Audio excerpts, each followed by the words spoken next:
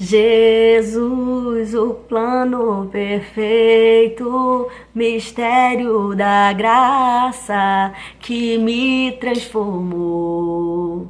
O seu nome é Jesus, nome sobre todos, veio pra salvar. Ele me salvou. Te adoramos. Fala aí, povo! Bom dia, boa tarde, boa noite, boa madrugada. A paz do Senhor. Espero que você esteja bem para a honra e glória do nosso Deus, né? Trazendo aqui para as nossas meditações e ministrações o plano da salvação. E como não deixar de falar da primeira cor do plano da salvação, o preto. E hoje eu vou vir compartilhar com vocês essa rota que nos leva a Deus. Aí você vai falar assim, mas Dé, não começa com preto, começa com amarelo. Bem, eu tenho 34 anos, mês que vem faço 35, e desde que me entendo por gente, meu coração era sujo, mas Cristo aqui já entrou, com seu precioso sangue, tão alvo assim nos tornou.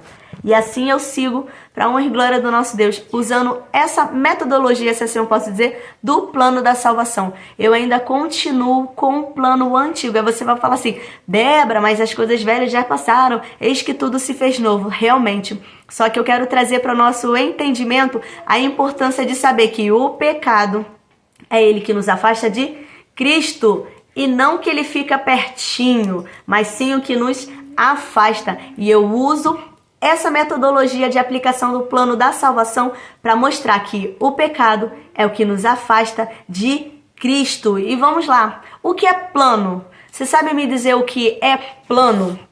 Para eu poder te dizer um pouco sobre o plano da salvação de Cristo para nós, seres humanos, é preciso entender que plano, ele pode ser uma palavra com diversos significados, desde o sentido literal, de uma superfície plana, até o sentido figurado de um projeto ou esquema. Mas ficaremos hoje com o sentido figurado, sendo o plano um esquema, um método, um projeto, o qual Deus criou para a humanidade com a função de salvação. Então, o plano da salvação nada mais é do que um meio, um projeto, um esquema, um método que o Senhor, nosso Deus, deixou para a humanidade, para que a humanidade tivesse o quê? A salvação. Então, o plano da salvação é Jesus Cristo, e nós vamos entender.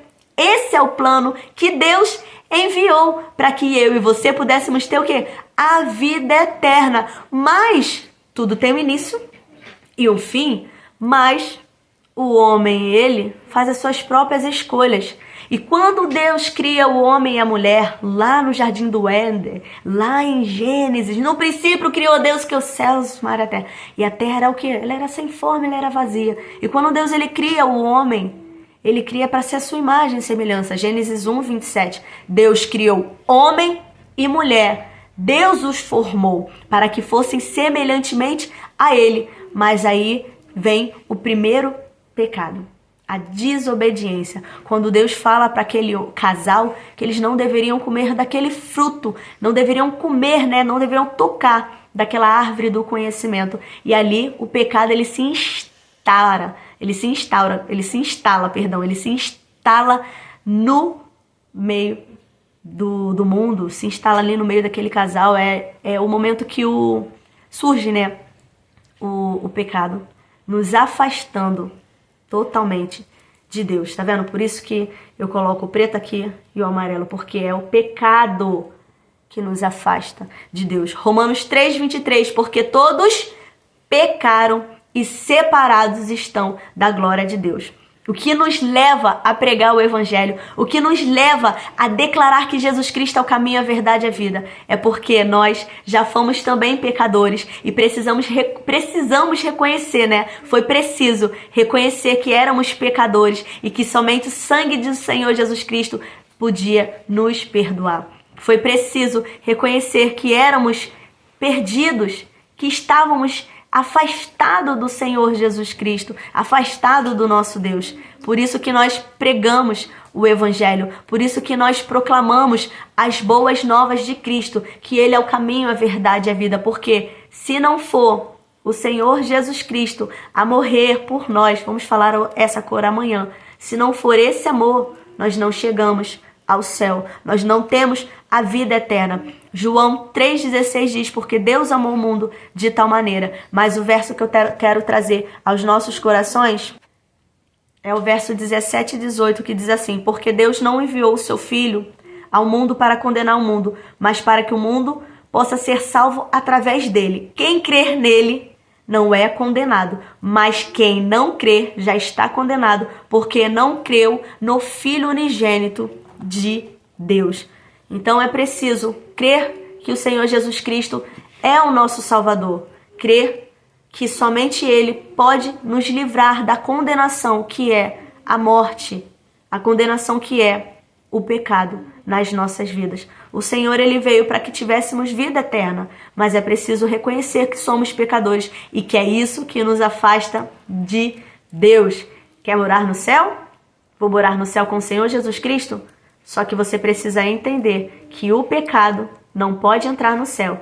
E o que te afasta da vida eterna com Cristo é o pecado. Então, bora lá, acompanhe amanhã aqui mais um vídeo falando de mais uma coisa e desse plano de salvação para as nossas vidas. E porque nós cristãos pregamos o Evangelho?